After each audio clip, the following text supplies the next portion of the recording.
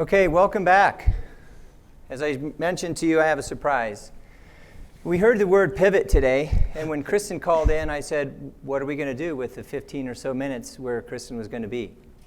And I thought, let's continue to get the perspective of young leaders, people who are going to be the future of their areas, their industries, their companies, their families. Who knows? We all saw the inauguration. We saw the young lady, the poet, who spoke at 22 years old, I believe, now has more followers than Luke and I put together. Maybe not as many as Mitch, but you talk about inspirational. So what I'm going to do here is I'm going to ask some questions to Greta Hartman to my right, and to my far right is Chaz Anderson. And I'm going to find out from them what they want as leaders, what they've seen in leadership that they appreciate, and what they've seen in leadership that they don't really want to, they didn't appreciate, what they want to let go of. So we're just going to have some fun. And Chaz, I'm going to start with you. First of all, tell us a little bit about where you're from, briefly, and how did you get here, and what's your why? Cool. So my name is Chaz Anderson. I'm originally from Detroit, Michigan. Moved out to Colorado about 9 years ago. Yep. I saw that earlier. Go Red Wings. I work in digital advertising. I've been doing that for about 5 to 6 years now. And I've worked at companies that are Fortune 250, as well as companies that, I was the only employee. So I've had a very, expansive experience throughout the industry itself. As far as what brought me out here is I went backpacking in the Appalachians after college and had a really profound experience where, for the first time ever, I really had to challenge myself both physically, mentally, and spiritually. And upon my return back to Detroit, I just felt that I needed to make a massive change in my life. So I just picked up and moved out to Colorado, and fast forward, here I am now. A lot of people find Colorado a safe haven. It's different, it's unique. So what is your why, in brief? What describes you? Describes me or my your why interest for being here? Either one. Yeah, well, so my interest and what I find very intriguing and engaging about this is, having jumped around a variety of different jobs in large companies to small companies, I've had a ton of different leaders who all displayed different types of characteristics and led very differently. And through that experience, I've, pinpointed specific faults and specific areas where I really see a ton of value in leadership. And, as a young, entrepreneur or whatever, what have you, I guess millennial, I think having a specific type of leadership is incredibly important, and it changes from individual to individual. So being able to figure out that, I think is what is the most engaging for me. Yeah. There's a lot of differences out there. We'll talk about your particular age group here in a second, but Greta, what say you? Where are you from? How did you get to Denver? And share with us what's your why? Sure. My name is Greta Hartman, and I am originally from Dubuque, Iowa. I moved to Denver about 2.5, 3 years ago, and I actually moved from a small town. After graduated from college in Iowa, moved down to rural Alabama to work for a little community health nonprofit for a year in a town of about 2,000 people. Absolutely loved my work down in Alabama, loved serving other people. The nonprofit's absolutely amazing. It's called Project Horseshoe Farm. I encourage you to look it up. But loved the time in Alabama, but knew that I didn't really want to live in small town south for the rest of my life. So decided to move to Denver. My sister moved here. I have some family, aunts, uncles.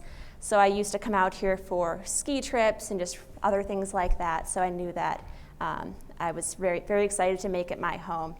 I currently work in nonprofit work for a housing authority here in Denver as a healthy living coordinator, serving others, running programming, coordinating with other nonprofits, just to help improve people's lives in that realm. So let's stay with you, Greta, and let's if you were to share with the audience, when you think of a great leader, what do you think of her? What do you think of him? What embodies a great leader to you? A great leader, sure.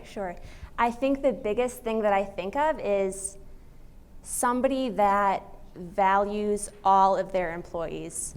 Obviously, some employees have strengths in this area, other employees have strengths in this area, but making sure that all of your employees know that they are valued, you appreciate them, you want to hear their opinions. I think that's probably the most important characteristic of a leader for me. What did you see yet today that you believe, and not the person per se, but what they spoke of, what they believe, when one of our speakers earlier prior to us mentioned about leadership that resonated with you? Yeah, I think that one of the speakers that stuck out the most to me about leadership in general, something that he said was, spend 20 minutes every day to focus on yourself, to grow and develop. Yeah. And I think that's something that young people especially really need to do. Graduating from college, I had a degree in psychology and business, really had no clue what I was going to do with it because I hadn't really stopped to think what I could do with it. So I think that even 5 years ago when I was still in college, taking those 20 minutes every day to focus on something that I'm good at, maybe it's a hobby, maybe it's an interest, just taking time to be curious, like Naomi said, could make all the difference. And I think that now, even just since working with you for the past few months, I've taken more and more time every day to focus on these things, to ask myself questions that are challenging for me, just to get a better idea to grow as a human. Yeah, he being John Eads, by the way, John Eads. with his special microphone and mentioning his children, which were in the audience at the same time. So Chaz, same question to you. Who stuck out to you today, and what did he or she say that you're gonna do something with? Yeah, so I wrote it down earlier, and this kind of ties back to my little story that I told about being in the Appalachians and really having to surmount an immense amount of physical, spiritual, and like emotional, not trauma, but obstacles. Sure. I believe someone said the only reason a brick wall is there is to show you how badly you want to get over it. And so one of the themes that has been pretty consistent throughout the day that I've noticed is, like a commitment to overcoming adversity. So I think that's kind of like tied into the same concept there, and I think that's something that's really stuck with me. Just because like the world we live in is so fast paced. We live in an extremely polarized nation right now, full of uncertainty and self-doubt. So there's just always internal and external obstacles that you have to face throughout life on a daily basis, whether it's professional or personal. So, keeping that in the back of your mind and understanding that it's okay to fail, because failing doesn't make you a failure. It just shows you what you can truly accomplish if you, put your mind to it. Yeah, brick walls are there for a reason. Yep. So let's switch it a little bit and share with the audience what you don't appreciate about leaders who aren't showing up as leaders. Now, I call them supervisors and managers, especially in the hospitality industry for years. I can't wait to be a supervisor or manager. And when they wake up at the end of the day, supervisor's on their tag and manager's on their tag, but they're really leaders. Tell me what you don't appreciate about leaders, some things that you would, if you could speak to them right now, tell them to stop doing. What would you tell them?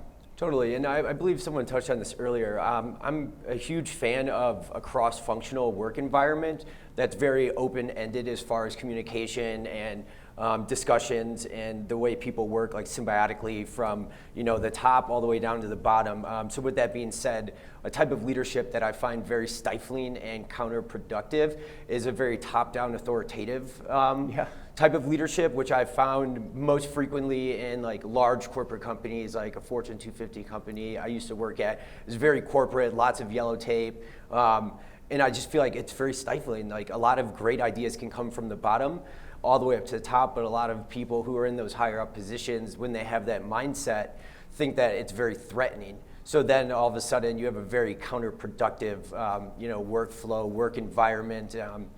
So that's one thing I think is like really like, disheartening. Well, it's hard to be curious when you're full of ego and arrogance and paranoia. So those listening, let go of that and be more curious. Love your employees and be curious. And especially in this industry or hospital where there's a lot of people on the floor at all times, it's beautiful to engage. And most leaders, I find that they don't have time.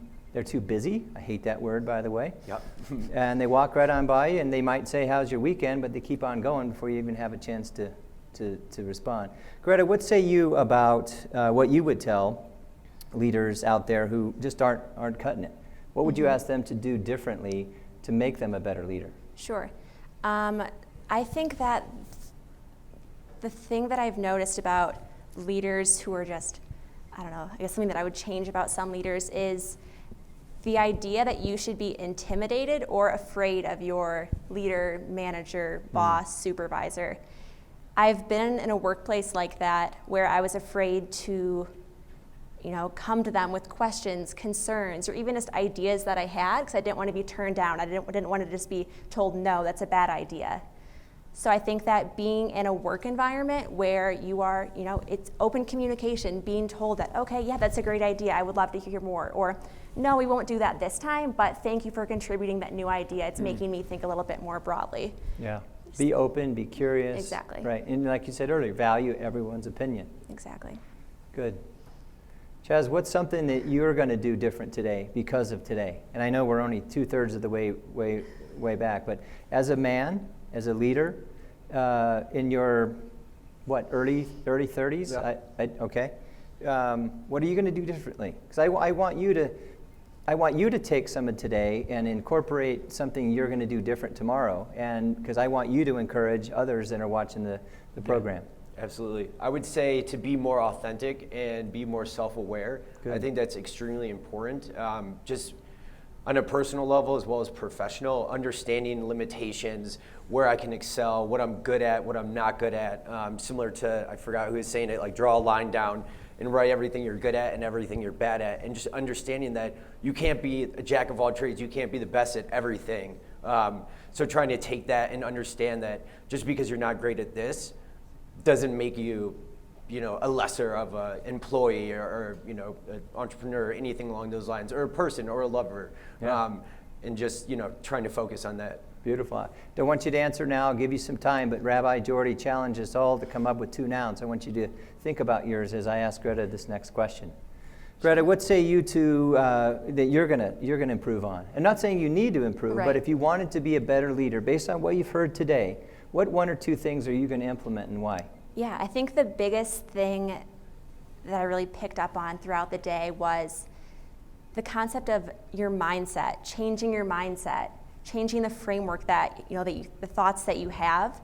So I know that myself, many others I'm sure in this room, immediately if you hear an idea, you might just say, nope, bad idea, not going to do it. But instead, if you change your mindset and think, okay, yeah, this could happen, we can do this, thinking in a more positive light, a lot more things can happen. Sure. So I think that's the biggest thing for me. And then also, I'm sure all of you as well, you may have, some negative thoughts here or there, and then just realizing, okay, these are just negative thoughts. Let's flip that mindset and turn it around and see what good can come from it. I will tell you, as a man, as a father, as a human being, what I've learned in the past 7 years after I left the big corporate and began Aden leadership is to have patience and be present. Mm-hmm. And when you have little ones, it's impossible to lead them if you're not present and you're not patient. Sure. So what say you guys, and Chaz, I'll go to you first on this one, and not specifically your parents, but what would you say to parents who are new, to give them advice on what you believe would make them a better parent? Now, obviously, leaders and parents are very similar, so asking you very similar questions, but what do you say to the parents out there that are listening on what you would like to see in a parent? Yeah, I would say, one of the pillars of, good parenting would be patience, for sure, because obviously, I'm not a parent, but I know I was a pretty wild child, growing up. You required patience. Yeah, exactly. Otherwise, my mom and dad wouldn't be here today. Right. Yeah, I'd say patience and acceptance. Yeah. There's a lot of different types of people out there, and going into parenting as a new parent, you might have all of these expectations and desires for what your family's going to be like, what your child should be like, but it doesn't always work out that way. Trust me, it exactly. So I would say those 2 things for sure. Right. Now remember, this is being recorded, so 6, 7, 8 years later from here, you're going to be watching this, and your 2 or 4-year-old is going to say, "Dad, what happened to this guy? Right. What happened to Mr. Patient?" Greta, what do you think? What could make parents better today if they wanted to be better? What would you say? Let's talk to the mom specifically. What would you say? Sure. I think you actually touched on it in your intro, where we shouldn't just talk the talk, we should be walking the walk as parents as well. It's easy to tell your kids to do certain things or act certain ways, but if you as a parent aren't following through on those things, who are you to be a role model to them? Yeah, I appreciate your thoughts and what you guys have meant to the program. And they had no idea they were going to be sitting on stage answering questions from the goofball who is responsible for this entire day. So it took a lot of courage. Parting gifts. Let's start with you, Mr. First of all, what were your 2 nouns? Did you come up with them? For me, I would say family and nature. Family is very important to me. It's one of the most important things in my life. I consider a lot of my close friends to be family. I'm an only child, and I have a very large family. And being out in Colorado, especially during the pandemic, I just saw my cousin for the first time. It's the only family member I've been able to hug in over a year, and that's been really difficult. And then nature, just because I feel like it truly is where I'm my true self, and where I'm able to really open up and think more creatively, be more curious, be truly my unique individual self without the public backlash or anything along those lines. Yeah. Other people's opinions. Greta, do you have any nouns? I don't want to put you on the spot, but yes, I do. That's okay. I would say that my 2 nouns are youth and support system. Being a young person, I think that, it's talked about more so now, where we have these fresh ideas, this different mindset than maybe people who are 40, 50, 60 plus had. Just the world that we're going into is much, much different than it was years and years ago. So just bringing a different perspective, I think, is incredibly important. And then my other one is, I guess it's 2 words, support system. So of course I rely on them, but then I also appreciate that they ask me questions, they challenge me, they do things or ask things to make me a better person as well. So. Simon Sinek has a talk, he has several out there, but he talks about millennials being impatient and entitled, and we blame millennials for that. But really, as if you listen to him, he really says, parents, you created this. You created the entitledness and the impatience, and you continue to show it that way when we don't even communicate with each other anymore. There's a gentleman coming up next that's going to remind us of what it would be like if we spent more time like this versus like this. And you mentioned 40s, 50s, 60s as almost, I'm 58. I don't know how we communicated. And a friend of mine, we were talking earlier, how did we communicate when we had to wait and actually see someone or write a letter or pick up the phone? God forbid, and they didn't answer because it wasn't on their hip pocket. And I don't even know how we did it. And now we can't wait to see how popular we are. We can't wait to see how many likes we have. And when you talk about relationships and friends and family, the only way you can really have friends that are true is to be authentic yourself. Yep. Unless you want to attract the non-authentic, and there's plenty of that on Facebook. So, last words for our audience, Chaz. What's one thing you want to tell people to please be a better leader because? What would be the reason for them to change? Because tomorrow is depending on you. Beautiful. Depending on you. Yes, I'm done. Oh, this is it. Passing the torch? I'm passing the torch. All right. There's your MC for next year's show right there, Chaz Anderson. Just springing stuff on me last second. Yeah. Right. Yeah. Well, I'm going to ask your parents first, and then Greta, what's one thing you want leaders to do better? Please be. Yeah. Please be. Listen more. Listen to your team, listen to your children, listen to your parents, listen to everybody. I think that we're in an age where we just love to talk. We love to make our opinions known, but you'll learn a lot just by taking a moment to listen, have an open mind. Terrific. Thank you both very much. And you talk about impromptu courageousness. Thank you very much. Chaz Anderson, Greta Hartman.